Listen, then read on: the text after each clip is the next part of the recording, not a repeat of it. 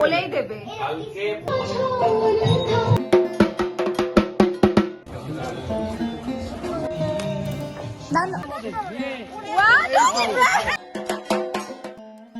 গত 19শে ডিসেম্বর আমাদের বাড়িতে কালী পূজা ছিল। সেই দিনের একটা সুন্দর ব্লগ নিয়ে চলে এসেছি আমি পিয়া।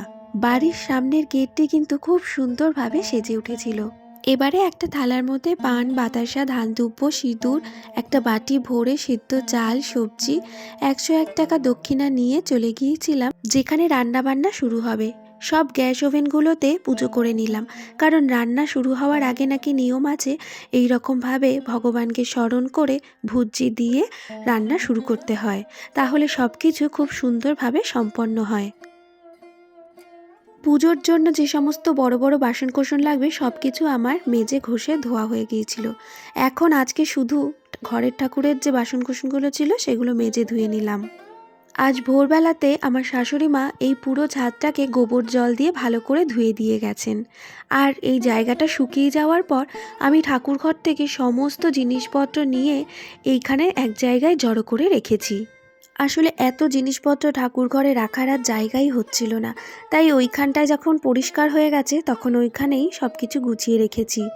ঘরের যে সমস্ত কাজকর্মগুলো ছিল সব সেরে আমি মাথা ঘষে স্নান সেরে ঠাকুর ঘরে এসে সবার প্রথমে পুজোটা দিয়ে নিলাম। ঠাকুরকে কিন্তু খুব সুন্দর করে সাজিয়েছিলাম। গোপাল সোনার জন্য একটা বড় মালা আনা হয়েছিল, আর প্রত্যেকটা ঠাকুরের জন্যই আজকে সুন্দর মালা আনা হয়েছিল, তাই দিয়ে কিন্তু সিংহাসনটাকে আমি সুন্দর করে সাজিয়ে পুজো দিয়ে নিয়েছিলাম। এদিকে আমার ছোট জা এসে দ্বারঘটে সিঁদুর পরানো, ডাবে সিঁদুর পরানো এই কাজগুলো শুরু করে দিয়েছিল, কারণ বাড়ির সামনে যেহেতু দ্বারঘট বসাতে হবে।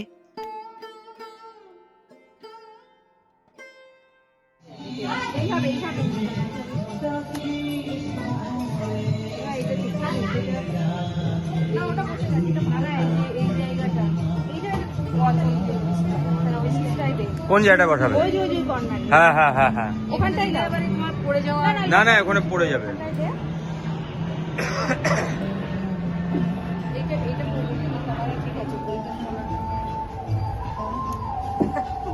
দেখা যায় না।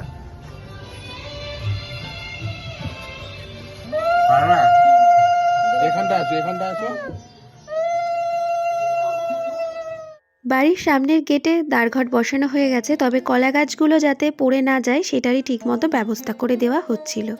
আর এই মুহূর্তে বাড়ি ভর্তি লোকজন আমাদের। এদিক ওদিকের কাজগুলো মেটাতে মেটাতে এখন বরণকোলো হাতে নিয়ে নিয়েছি। মাকে নিয়ে আসার সময় হয়ে এসেছে এখন। মাকে আনার জন্য বেশি দূর যেতে হয়নি, আমাদের পাশের বাড়ির কাকুই ঠাকুর বানিয়েছে, তো সেই কারণে কাকুর বাড়িতে চলে এসেছিলাম। এখন মাকে বরণ করে নিচ্ছি।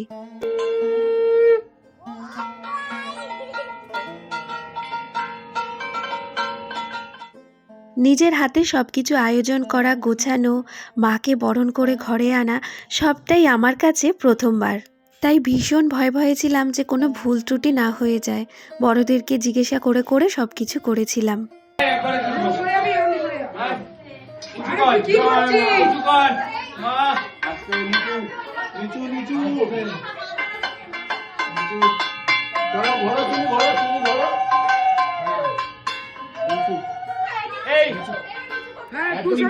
গেটটা একদম নিচু, গেটটা একদম চাপিয়ে দে। চলে আয় চলে আয় আর চলে আয় চলে আয় চলে আয়।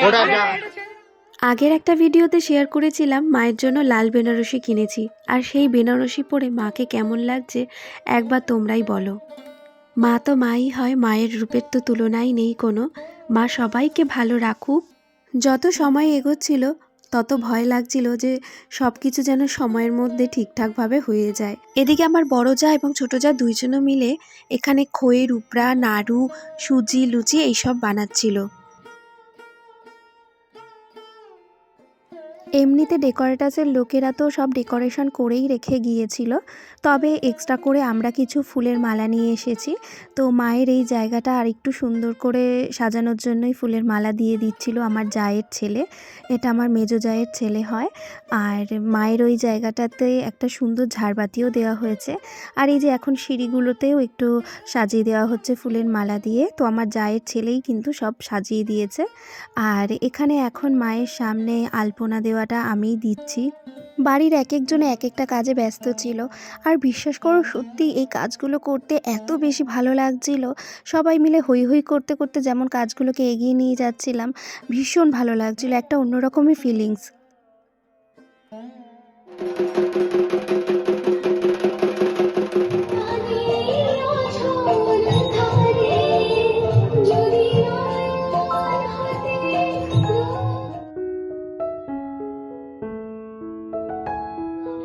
এইবারে চলে এসেছি একেবারে সন্ধেবেলায় রেডি হয়ে ঠাকুরের এখানে সমস্ত কিছু জোগাড় করছিলাম তখন।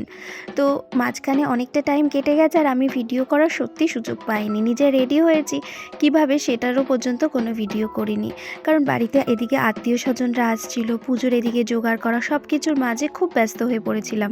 তো এখানে কিন্তু এক এক করে মাকে মালা পরানো হয়ে গেল। জবা ফুলের মালা, অপরাজিতার মালা, বেলপাতার মালা, প্রচুর প্রচুর মালা দিয়েছে। যারা যারা এসেছে সঙ্গে করে নিয়ে এসেছে মিষ্টির প্যাকেট, ফুলের মালা। তারপরে মাকে এক হাতে খড়গ, এক হাতে তলোয়ার দিয়ে দেওয়া হয়েছে। এখনও আমার জায়েরা হাতে হাতে সব এগিয়ে এগিয়ে দিচ্ছিলেন ঠাকুরমশাইয়ের ইনস্ট্রাকশন ফলো করে। তারপরে এই যে সব কিছু যখন রেডি হয়ে গিয়েছিল তখন ঠাকুরমশাই বসে পড়েছিলেন পুজো করতে। পুজোর মাঝখানে আমি আবার টুক করে একটু উপরের ছাদে এসেছিলাম, যেখানে খাবারের আয়োজন করা হয়েছিল। সমস্তটাই কিন্তু বুফে সিস্টেমে করা হয়েছিল, কারণ বসিয়ে এখানে খাওয়ানোর মতো আমাদের জায়গাটা খুবই স্পেসটা খুবই ছোট ছিল, যার কারণে ডেকোরেটার্সের দাদা বলেছিল যে বুফে সিস্টেম করতে। তো সেইভাবেই আর কি করা হয়েছিল। আর মেনুতে কী ছিল সেটা পরে বলছি। নিজেদের বাড়ির পুজো বলে কথা, প্রচুর ব্যস্ততা ছিল কাজেরও যেমন, আবার গেস্টদেরও সব অ্যাটেনশান দিতে হচ্ছিল, কারণ আমাদের পুজোয় মোটামুটি 350 লোকের অ্যারেঞ্জমেন্ট ছিল। তো সবাই এক এক করে একটা টাইম হয়েছিল যখন প্রচণ্ড ভিড় পড়ে গিয়েছিল, যার কারণে আমি তখন কোনো ভিডিও করার সুযোগ পাইনি, সবাইকেই আর কি দেখতে হচ্ছিল। তবে রাত 11টা বাজতেই লোকজন চলে গিয়েছিল, মোটামুটি ফাঁকা হয়ে গিয়েছিল বাড়ি। আর তারপরে পুজো কিন্তু আরও বেশ জোর কদমে চলছিল। আমি অনেক চেষ্টা করেছি যে ভিডিওটাকে সুন্দর করে গুছিয়ে করার, জানি না কতটুকু তোমাদের বোঝাতে পারলাম বা দেখাতে পারলাম। আর ভিডিওর ক্লিপসগুলো হয়তো একটু এদিক ওদিক হলেও হতে পারে, কোনোটা আগে কোনোটা পরে হয়তো হয়ে গেছে। আর এখানে দেখতে পাচ্ছ আজকের এই যে সাজটা, আমি কিন্তু শঙ্খ বাজাচ্ছি এই যে দাঁড়িয়ে। তো আজকে একটা ক্রিম কালারের শাড়ি পরেছিলাম, বেশ চওড়া একটা পাড়ের শাড়ি। শাড়িটা খুবই সিম্পল আর ভীষণ কমফোর্টেবল, একটা মাল কাটন শাড়ি পরেছিলাম। তো পিঙ্ক আর গ্রিনের কম্বিনেশন রয়েছে। আর জামদানি একটা ব্লাউজ পরেছিলাম সঙ্গে, আর গোল্ড জুয়েলারি পরেছিলাম। তো এই আর কি আমার সাজ ছিল। তবে কিছু ফটো তুলেছি। তো আমার একটা বান্ধবী এসেছিল, তো সেই আর কি সময় করে একটু ছবি তুলে দিয়েছে, এইটুকুই তুলতে পেরেছিলাম।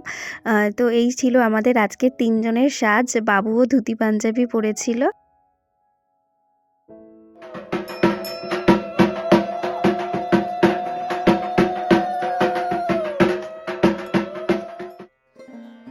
এরপর 3টে নাগাদ যজ্ঞ শুরু হয় আমাদের, আর তারপরে যজ্ঞ শেষ হতে হতেও অনেকটা সময় লাগে। আর তারপরে আমরা সবাই মিলে অঞ্জলি দিই, যারা যারা আমরা উপোস করেছিলাম। তো আমার বড় জা, তারপরে আমার হাজব্যান্ড রয়েছে, আমি, আর এদিকে ছোট জা আর মেজো জায়ের ছেলে।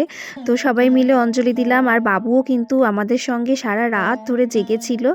আর তারপরে পুজো শেষ হওয়ার পরে এই যে দর্পণ বিসর্জন দিয়ে দিলেন ঠাকুরমশাই। তো আমাদের পুজো শেষ হতে হতে প্রায় 4টে বেজে গিয়েছিল। আর তারপরে পুজো শেষ হওয়ার পরে আমি মাকে বরণ করি, এবং এখানে বাড়িতে আমরা জায়েরা মিলে সিঁদুর খেলা খেলি। তো এইভাবেই আর কি পুজোটা পুরো সম্পন্ন হলো। আর তারপরে যখন ঘড়িতে দেখো 4:54 বাজে, তো এই সময় আমরা গেলাম খাবার খেতে। তো আমাদের মেনুতে আজকে ছিল ফ্রাইড রাইস, বেগুনি, কাশ্মীরি আলুর দম, পনির বাটার মশলা, চাটনি, পাঁপড়, মিষ্টি, পায়েস পায়েসও ছিল, সবটা তো শেয়ার করতে পারলাম না। আর ভোর রাতে যখন আমরা খাচ্ছি তখন দেখলাম যে খাবার বেশ অনেকটাই বেঁচে গেছে, তবে পরের দিন সকালবেলায় অনেককেই দিয়ে দেওয়া হয়েছিল। আর এখন যেটা ভিডিও দেখছো, তো মা এখন হচ্ছে মাকে আমরা বিসর্জনের জন্য নিয়ে যাচ্ছি। ভোর রাতে খাওয়া দাওয়ার পর আমরা ঘুমিয়ে পড়েছিলাম, তারপরে সকালবেলায় উঠে আবার যাই হোক ফ্রেশ হয়ে তারপরে মাকে বিসর্জনের জন্য নিয়ে এসেছিলাম ঝিলে। তো ভীষণই কষ্ট লাগছিল, পুজো আসবে আসবে এটাই বেশ মজার ছিল। আর আসলো, মা পুজো হলো এবং নিজের হাতে করেছি তো সব কিছু, সেই জন্য কষ্টটা যেন বেশি আরও লাগছিল। মাকে বিদায় দেওয়ার সময় সত্যি মন খারাপ লাগছিল। তো এখানে ভ্যানে করে নিয়ে আসা হয়েছিল।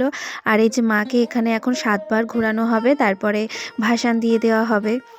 তো এখানে একটু বলে রাখি, অনেকেই পৌষ মাসে পৌষকালী পুজো করে থাকে। তো এটা ছিল আমার ছেলের মানসিক একটা পুজো। আমি মানসিক করেছিলাম যে আমার ছেলে যখন অসুস্থ ছিল যে মা রক্ষা করো, আমি রক্ষাকালী পুজো দেব। তো সেই কারণেই রক্ষাকালী পুজো করা হয়েছিল। মা অনেক বড় বিপদের হাত থেকে আমার বাবুকে বাঁচিয়েছিল, যার কারণে মাকে পুজো দিলাম। ভিডিওর একেবারে শেষ প্রান্তেই পৌঁছে গেছি, বুঝতে পারছো। তো যদি ভিডিওটি ভালো লেগে থাকে অবশ্যই সাপোর্ট করে পাশে থেকো। আর কিছু বলবো না, এখন ভাসান দেওয়া হচ্ছে মাকে।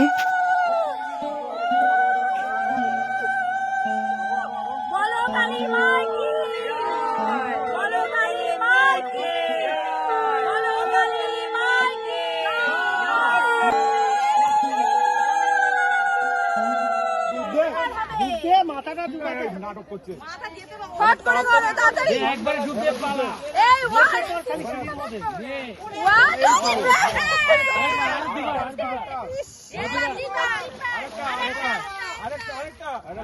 ভালো করে